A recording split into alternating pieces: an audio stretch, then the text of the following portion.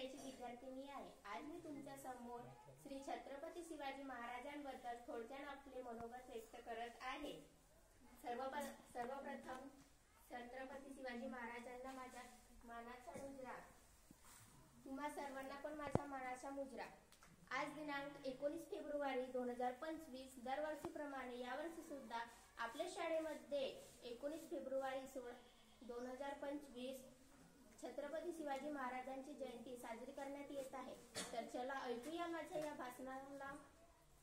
विजयसारखी तलवार चालवून गेला, विजयसारखी तलवार चालवून गेला, निधड्याच्या हातानं हिंदुस्थान हलवून गेला, निधड्याच्या हातानं हिंदुस्थान हलवून गेला। वाघनख्यानं अफजल खानाला फाडून गेला, वाघनख्यानं अफजल खानाला फाडून गेला। मुठभर सैन्यांना घेऊन हजारो सैतानांशी लढून गेला।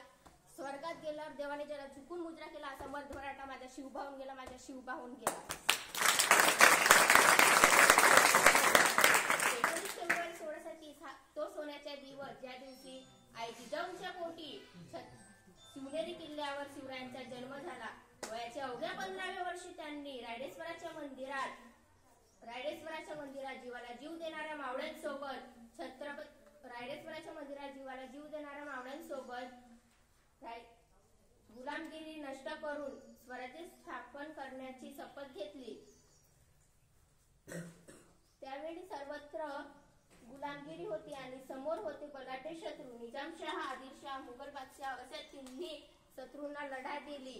बाजीप्रभू देशपांडे, तानाजी मालुसरे, मुरारबाजी अशा अनेक मावळ्यांनी आपल्या राजांना शिवाजी महाराजांना मदत दिली।